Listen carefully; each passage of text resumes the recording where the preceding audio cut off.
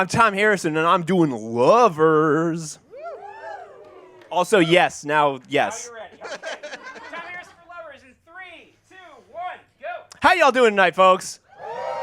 Wonderful. Love to hear it. Who's ready to laugh? Yay! That's honestly devastating. I wrote a serious one. Nah, just playing. Lovers. Yes? You probably think I'm going to say porno words.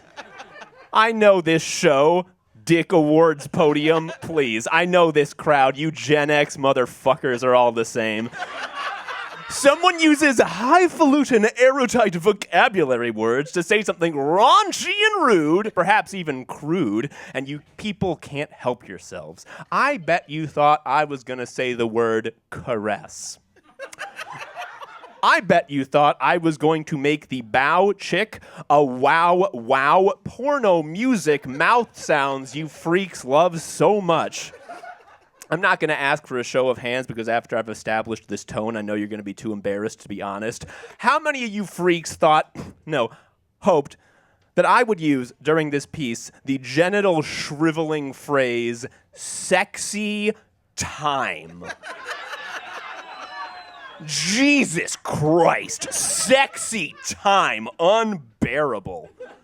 And understand, Gen X, I'm doing this as a gag. I don't mean this. I zing you out of love. My first Right Club win was because I came up on here and said, do you guys like Star Trek The Next Generation? You get a lifetime pass for that. You heard that Quantum Leap shit from before. So if I'm not doing porno words, what am I going to do? Sometimes instead of writing fine literature using their topic as a jumping off point, Right Clubbers will write like a persuasive 5-paragraph essay earnestly arguing why their topic is objectively better, like we're at debate. Brief aside, speaking of lovers, just imagine what those freaks are doing to each other at their debate meets. I don't think there's a word for what they do, but it's probably in the same genre as sex. Anyway, I'm not gonna go down this route because it's simply too easy. Consider a well-known type of lover is literally the friend, with benefits. Like, folks, my topic is literally just an upgraded version. Like, we're done. There's no room for me to write. Honestly, they aren't even that opposed. Like, most of these Right Club bouts, aren't they supposed to be opposites, like fire versus water or something? In a lot of instances, friends and lovers are more or less indistinguishable. For proof, look no further than the humble polycule. I don't know if you know this, but a polycule is basically a friend group. The poly innovation is that their friends all have facial piercings, and in the middle of hanging out, they all start slobbing their shafts. Oh, fuck! I did say porno words. I guess you freaks rubbed off on me. Not like that. Not in that way, not in jacking off way, not to completion, not blasting huge ropes. If you say phrasing to me, I swear to God I will travel back in time to 2015 and kick your ass. It'll be a real dumpster fire, I tell you what. So I don't know if you guys... Shit. I don't know if you guys know a lot of poly people, if you hang out with them a lot. Maybe you are a poly people, I don't know.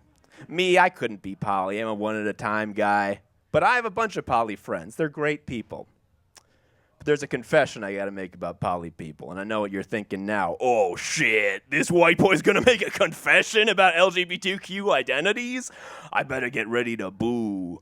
Folks, hold on to that impulse. That is so spot on. You would be so right to do this.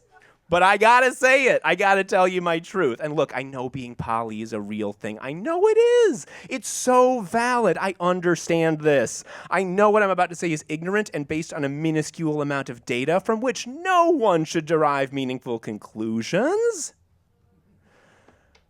But like every time I talk to a poly person these days, I'm just like, so are you gonna wind this down soon? Like, when are we scaling back? Like, when do you get to relax?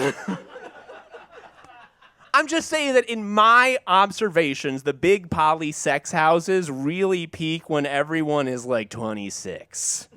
The people I hang out with now are in their late 30s and 40s. The poly people I know have settled into having their main one, and then like one or two buds they fuck now and then.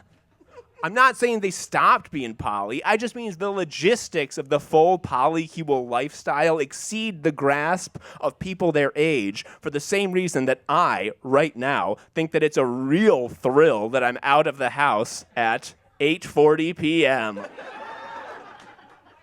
And hell, I would love to be wrong. Maybe the big sex house where everyone fights over the chore wheel and goes to hyperpop shows together makes a huge comeback when people are in their 60s and 70s.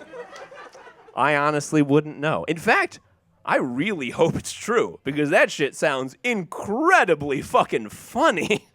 In fact, cast your imagination into the future and look upon the 2027 TV listings and behold the new hit sitcom Assisted Loving, created by Tom Harrison. A raunchy romp featuring a polycule of senior citizens that rules the roost at the local nursing home, starring Jane Seymour, Ted Danson, Gene Smart, Richard Jenkins, Sissy Spacek, Richard Kind, and featuring Tremel Tillman as their wise-cracking caretaker. This ain't your daddy's Golden Girls, because they fuck on screen. If any television executives are in the audience, please talk to me after the show. I am unemployed, and I'm ready to commit to this full-time immediately. Anyway, that's been me. You've been a wonderful audience.